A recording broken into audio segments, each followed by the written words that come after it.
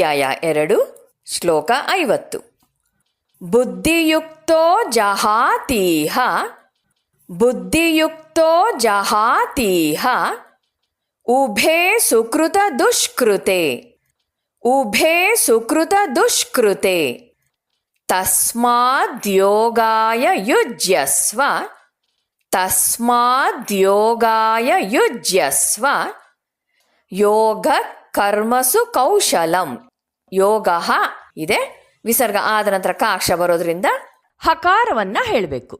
ಯೋಗ ಕರ್ಮಸು ಕೌಶಲಂ.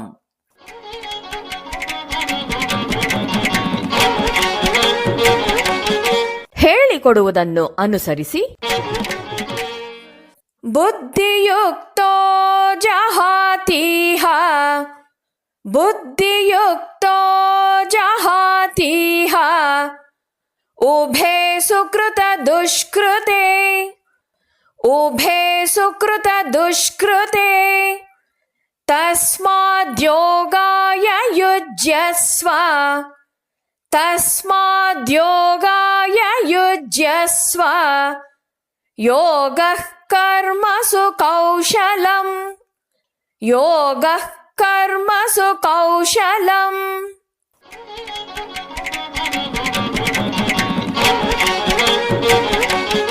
ಪೂರ್ಣ ಶ್ಲೋಕವನ್ನು ಅಭ್ಯಾಸ ಮಾಡೋಣ.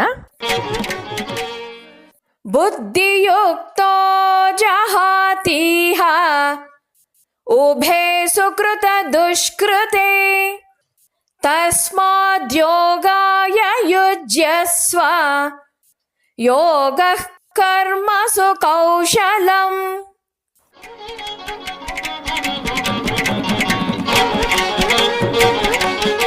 ಶ್ಲೋಕದ ಅರ್ಥವನ್ನು ತಿಳಿಯೋಣ. ಕರ್ಮಯೋಗ 2 ಡೆಫಿನಿಷನ್. ಮೊದಲನೆಯದು ಸಮತ್ವಂ ಯೋಗ ಉಚ್ಯತೆ, ಎರಡನೇದು ಯೋಗ ಕರ್ಮಸು ಕೌಶಲಂ. ಸಮತ್ವ ಬುದ್ಧಿಯಿಂದ ತನ್ನ ಕರ್ತವ್ಯ ನಿರ್ವಹಿಸುವವನು ಯಾವ ಪ್ರತಿಫಲ ಪಡಿತಾನೆ ಅನ್ನೋದನ್ನ ಇಲ್ಲಿ ತಿಳ್ಕೊತೀವಿ. ಬುದ್ಧಿಯುಕ್ತೋ ಜಹಾತೀಹ ಉಭೇ ಸುಕೃತ ದುಷ್ಕೃತೆ. ಬುದ್ಧಿಯುಕ್ತ ಅಂದರೆ ಸಮತ್ವ ಬುದ್ಧಿಯುಳ್ಳವನು. ಬುದ್ಧಿಯುಕ್ತನಾದವನು ಅಂದರೆ ಸಮತ್ವ ವಿಷಯದ ಬುದ್ಧಿಯಿಂದ ಕೂಡಿರುವವನು. ಸುಕೃತ ದುಷ್ಕೃತೆ ಪಾಪ ಮತ್ತು ಪುಣ್ಯಗಳೆರಡನ್ನೂ, ಒಳ್ಳೆಯ ಮತ್ತು ಕೆಟ್ಟ ಪರಿಣಾಮಗಳನ್ನ. ಸುಕೃತ ಅಂದರೆ ಗುಡ್ ಡೀಡ್ಸ್, ಒಳ್ಳೆಯ ಕಾರ್ಯಗಳನ್ನು ಮಾಡಿದಾಗ ಪುಣ್ಯ ಸಿಗುತ್ತೆ. ದುಷ್ಕೃತ ಅಂದರೆ ಬ್ಯಾಡ್ ಡೀಡ್ಸ್, ಕೆಟ್ಟ ಕಾರ್ಯಗಳನ್ನು ಮಾಡಿದಾಗ ಪಾಪ ಸಿಗುತ್ತೆ. ಸುಕೃತ ದುಷ್ಕೃತಗಳಿಂದ ಪಾಪ ಪುಣ್ಯವನ್ನ ಗಳಿಸ್ತೀವಿ. ಉಭೇ ಅಂದರೆ ಎರಡೂ. ಇಹ ಅಂದರೆ ಈ ಲೋಕದಲ್ಲಿಯೇ, ಈ ಬದುಕಿನಲ್ಲಿ. ಜಹಾತಿ ಅಂದರೆ ಬಿಟ್ಟು ಬಿಡುತ್ತಾನೆ. ಬುದ್ಧಿಯಿಂದ ಯುಕ್ತನಾದವನು ಪಾಪ ಪುಣ್ಯಗಳೆರಡನ್ನೂ ಇಲ್ಲಿಯೇ ಬಿಟ್ಟು ಬಿಡುತ್ತಾನೆ. ಯಾರು ಭಾವಾತಿರೇಕಗಳಿಂದ ಚಿತ್ತೋದ್ವೇಗಗಳ ವಲಯದಲ್ಲಿ ವಿಹರಿಸದೆ ಸಂಪೂರ್ಣವಾಗಿ ಸಮಚಿತ್ತತೆಯಿಂದ ಕೆಲಸ ಮಾಡ್ತಾರೋ ಮತ್ತು ಯಾರು ದೃಢ ಸಂಕಲ್ಪದಿಂದ ಇರ್ತಾರೋ ಅಂತಹವರು ಪುಣ್ಯ ಮತ್ತು ಪಾಪಗಳಿಂದ ಹೊರತಾಗಿರ್ತಾರೆ. ಒಳ್ಳೆಯದು ಮತ್ತು ಕೆಟ್ಟದ್ದು ಅನ್ನೋ ಕಲ್ಪನೆ ಮನಸ್ಸಿಗೆ ಸಂಬಂಧಪಟ್ಟಿರೋದು. ಪುಣ್ಯ ಪಾಪಗಳ ಪರಿಣಾಮಗಳು ಮನಸ್ಸಿನಲ್ಲಿ ವಾಸನಾ ರೂಪದಲ್ಲಿ ಇರುತ್ತೆ. ಯಾರು ಈ ಮನಸ್ಸಿನ ಗಲಾಟೆಗೆ ಸಿಕ್ಕಿ ಬೀಳೋದಿಲ್ಲವೋ ಅಂತಹವರು ವಾಸನೆಗಳ ಪ್ರಬಲ ಅಲೆಗಳಿಂದ ಅತ್ತಿಂದಿತ್ತ ಎಸೆದಾಡಲ್ಪಡೋದಿಲ್ಲ. ಈ ಭಾವನೆಯನ್ನೇ ಇಲ್ಲಿ ಬುದ್ಧಿಯುಕ್ತ ಅನ್ನೋ ಶಬ್ದದಲ್ಲಿ ವಿವರಿಸಿರೋದು. ಇವರು ಸಮಾಧಾನದ ಚಿತ್ತದಿಂದ ಕೆಲಸ ಮಾಡುವರು. ವ್ಯಕ್ತಿಯು ವಿಷಯ ಪ್ರಪಂಚ, ಶರೀರ ಮತ್ತು ಮನಸ್ಸು ಇವುಗಳಲ್ಲೇ ಬದುಕದೆ ಬುದ್ಧಿಯ ಮೂಲಕ ಬದುಕಬೇಕು ಮತ್ತು ಆ ರೀತಿ ತನ್ನ ಸ್ವಾಭಾವಿಕ ಮನುಷ್ಯತ್ವವನ್ನ ತೋರಿಸಬೇಕು ಅಂತ ಗೀತೆ ಹೇಳುತ್ತೆ. ಇಲ್ಲಿ ಕೃಷ್ಣ ಅರ್ಜುನನನ್ನ ಧೀರ ಪುರುಷನಂತೆ ಕರ್ತವ್ಯ ಪರನಾಗು ಅಂತ ಬಡಿದೆಬ್ಬಿಸ್ತಿದ್ದಾನೆ. ಹೊರಗಿನ ಸಮಸ್ಯೆಗಳಿಗೆ ಅವನು ಬಲಿಯಾಗದೆ ಅವುಗಳನ್ನು ಸಮತ್ವ ಬುದ್ಧಿಯಿಂದ ಎದುರಿಸುವುದು ಧೀಮಂತ ವ್ಯಕ್ತಿಯ ಲಕ್ಷಣ ಅಂತ ಹೇಳ್ತಿದ್ದಾನೆ. ಅರ್ಜುನನ ವಿಷಾದಕ್ಕೆ ಕಾರಣ ಅವನು ತನ್ನ ಬುದ್ಧಿಯ ಮಟ್ಟದಿಂದ ಕೆಳಗಿಳಿದು ಬಂದುದೇ ಆಗಿದೆ. ಬುದ್ಧಿಯುಕ್ತನಾಗಿ ಯಾರು ಜೀವಿಸ್ತಾನೋ ಅಂತಹವನು ಜೀವನ ಯಾತ್ರೆಯಲ್ಲಿ ತನ್ನ ವಾಸನಾ ಬಂಧನದಿಂದ ಬಿಡುಗಡೆ ಹೊಂತಾನೆ. ಆದ್ರಿಂದಲೇ ಬುದ್ಧಿಯನ್ನ ಸ್ಥಿರವಾಗಿಟ್ಕೋ ಅಂತ ಕೃಷ್ಣ ಅರ್ಜುನನಿಗೆ ಉಪದೇಶಿಸ್ತಾನೆ.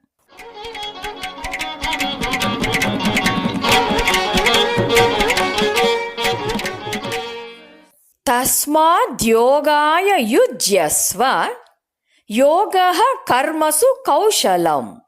ತಸ್ಮಾತ್ ಅಂದರೆ ಆದ್ದರಿಂದ, ಯೋಗಾಯ ಸಮತ್ವ ಬುದ್ಧಿ ಯೋಗಕ್ಕಾಗಿಯೇ, ಯುಜ್ಯಸ್ವ ಪ್ರಯತ್ನಿಸು, ನಿನ್ನನ್ನು ನೀನು ಈ ಯೋಗವೆಂಬ ತತ್ವದಲ್ಲಿ ತಂತ್ರದಲ್ಲಿ ತೊಡಗಿಸಿಕೋ, ನಿನ್ನ ಇಡೀ ಮನಸ್ಸನ್ನು ಹೃದಯವನ್ನು ಯೋಗದಲ್ಲಿ ಸ್ಥಾಪಿಸಿಕೋ. ಯೋಗ ಅಂದ್ರೇನು? ಕರ್ಮಯೋಗದ ಮೊದಲನೇ ಡೆಫಿನೇಷನ್ನು ಸಮತ್ವಂ ಯೋಗ ಉಚ್ಯತೆ. ಎರಡನೇ ಡೆಫಿನೇಷನ್ನು ಯೋಗ ಕರ್ಮಸು ಕೌಶಲಂ. ಯೋಗ ಕರ್ಮಸು ಕೌಶಲಂ. ಯೋಗ ಅಂದರೆ ಸಮತ್ವ ಬುದ್ಧಿ ರೂಪಿ ಯೋಗವೇ. ಕರ್ಮಸು ಅಂದರೆ ಎಲ್ಲ ಕರ್ಮಗಳಲ್ಲಿಯೂ. ಕೌಶಲಂ ಅಂದರೆ ಕೌಶಲ್ಯವು, ಚತುರತೆಯಾಗಿದೆ. ಅಂದರೆ ಕರ್ಮ ಬಂಧನದಿಂದ ಬಿಡುಗಡೆಗೆ ಉಪಾಯವಾಗಿದೆ. ಮಾಡುವ ಕಾರ್ಯಗಳಲ್ಲಿ ಸರಿಯಾಗಿ ಮಾಡುವ ಕುಶಲತೆಯೇ ಯೋಗ. ಕೆಲಸದಲ್ಲಿ ಕುಶಲತೆ ಅಥವಾ ಕಾರ್ಯ ಸಾಮರ್ಥ್ಯ. ಫಲಿತಾಂಶಗಳ ಬಗ್ಗೆ ತಲೆ ಕೆಡಿಸ್ಕೊಳ್ಳಲ್ಲ ಅಂತ ಅಂದ್ರೂ ಸಹ ಕೆಲಸವನ್ನ ಪರ್ಫೆಕ್ಟ್ ಆಗಿ ಕುಶಲದಿಂದ ಚತುರತೆಯಿಂದ ಮಾಡಬೇಕು.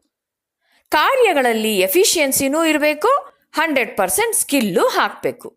ಹಾಗೆ ಅದು ಧರ್ಮ ಪ್ರಕಾರನೇ ನಡಿಬೇಕು.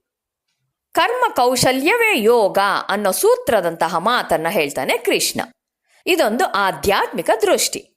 ಒಂದು ಕೆಲಸವನ್ನ ನೋಡೋದಿಕ್ಕೆ ಎರಡು ದೃಷ್ಟಿಗಳಿವೆ. ಒಂದು ಬಾಹ್ಯ ದೃಷ್ಟಿ, ಮತ್ತೊಂದು ಆಂತರಿಕ ದೃಷ್ಟಿ.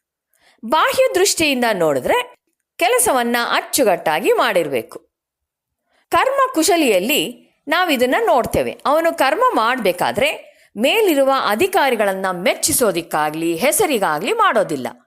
ಭಗವಂತನಿಗೆ ಅರ್ಪಿತವಾಗಲಿ ಅನ್ನೋ ಪೂಜಾ ದೃಷ್ಟಿಯಿಂದ ಮಾಡ್ತಾನೆ. ಕೆಲಸವನ್ನ ನೋಡುವ ಮತ್ತೊಂದು ದೃಷ್ಟಿಯೇ ಆಂತರಿಕ ದೃಷ್ಟಿ.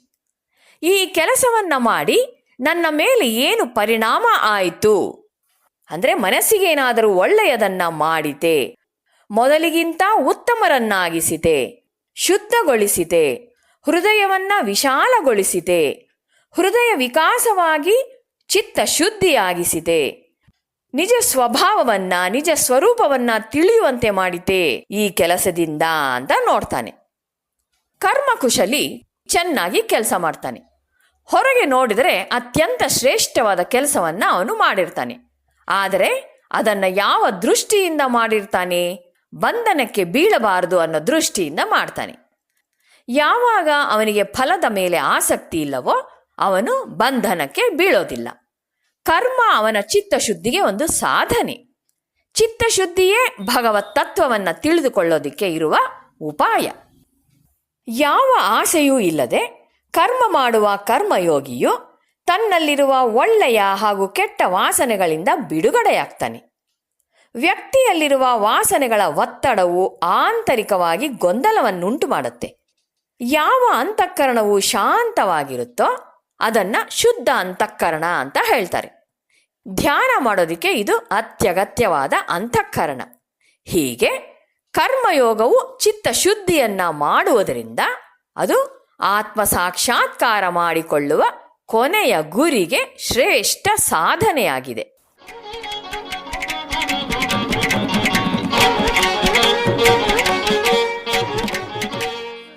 ಕರ್ಮಯೋಗ ಒಂದು ಎಕ್ಸಾಂಪಲ್. ರಮಣರ ಹತ್ರ ಒಬ್ಬ ಡಿವೋಟಿ ಬಂದು ಕರ್ಮಯೋಗದ ಬಗ್ಗೆ ಎಕ್ಸ್ಪ್ಲೈನ್ ಮಾಡಿ ಅಂತ ಕೇಳ್ಕೊಳ್ತಾನೆ. ರಮಣರು ಏನೂ ಹೇಳ್ದೆ ಆ ಹುಡುಗನನ್ನ ತಮ್ಮ ಜೊತೆ ಒಂದು ಬೆಟ್ಟಕ್ಕೆ ಕರೆದುಕೊಂಡು ಹೋಗ್ತಾರೆ. ಅಲ್ಲಿ ಇಲ್ಲಿ ಬೆಟ್ಟದ ಮೇಲೆ ಹುಡುಕಾಡಿ ಬಿಸಿಲಿನಲ್ಲೇ ನಡೀತಾ ಒಂದು ಬುಷ್ ಹತ್ರ ಹೋಗಿ ಒಂದು ಒಳ್ಳೆ ಬ್ಯಾಂಬೂನ ಸೆಲೆಕ್ಟ್ ಮಾಡ್ಕೋತಾರೆ. ಅದನ್ನ ತೆಗೆದುಕೊಂಡು ಒಂದು ಒಳ್ಳೆ ವಾಕಿಂಗ್ ಸ್ಟಿಕ್ ತಯಾರು ಮಾಡ್ತಾರೆ. ಸಾಯಂಕಾಲದವರೆಗೂನು ಹುಡುಗ ಸುಮ್ಮನೆ ನೋಡ್ತಾ ಇರ್ತಾನೆ. ವಾಕಿಂಗ್ ಸ್ಟಿಕ್ಕು ತುಂಬಾನೇ ಚೆನ್ನಾಗಿರುತ್ತೆ. ರಮಣರು ಮತ್ತು ಹುಡುಗ ಇಬ್ಬರೂ ವಾಪಸ್ ಬರ್ತಾ ಇರ್ತಾರೆ. ಆಗ ಅಲ್ಲಿ ಗೋವುಗಳನ್ನು ಕಾಯೋ ಹುಡುಗನ್ನ ನೋಡ್ತಾರೆ. ಆಗ ರಮಣರಿಗೆ ಅನ್ಸುತ್ತೆ, ಈ ವಾಕಿಂಗ್ ಸ್ಟಿಕ್ ಗೋವುಗಳನ್ನು ಕಾಯೋ ಆ ಹುಡುಗನಿಗೇ ಬೇಕಾಗಿರೋದು ಅಂತ ಅನ್ನಿಸಿದ ತಕ್ಷಣ ಆ ವಾಕಿಂಗ್ ಸ್ಟಿಕ್ನ ಗೋವುಗಳನ್ನು ಕಾಯೋ ಹುಡುಗನಿಗೇ ಕೊಟ್ಬಿಡ್ತಾರೆ.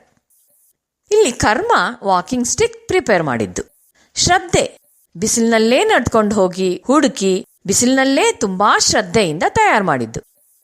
ಸ್ಟಿಕ್ಕು ತುಂಬಾ ಬ್ಯೂಟಿಫುಲ್ ಆಗಿತ್ತು, ಆದರೂ ಅದಕ್ಕೆ ಅವರು ಅಟ್ಯಾಚ್ಮೆಂಟ್ ಬೆಳೆಸ್ಕೊಳ್ಳಿಲ್ಲ. ಸ್ಟಿಕ್ ಅವ್ರಿಗೇ ಬೇಕಾಗಿತ್ತು, ಆದರೆ ಗೋವುಗಳನ್ನು ಕಾಯೋ ಆ ಹುಡುಗನಿಗೆ ಅದರ ರಿಕ್ವೈರ್ಮೆಂಟ್ ಹೆಚ್ಚಾಗಿತ್ತು ಅಂತ ಅದನ್ನ ಅವನಿಗೆ ಕೊಟ್ಬಿಟ್ರು. ಇದು ಕರ್ಮಯೋಗಕ್ಕೆ ಒಂದು ಎಕ್ಸಾಂಪಲ್.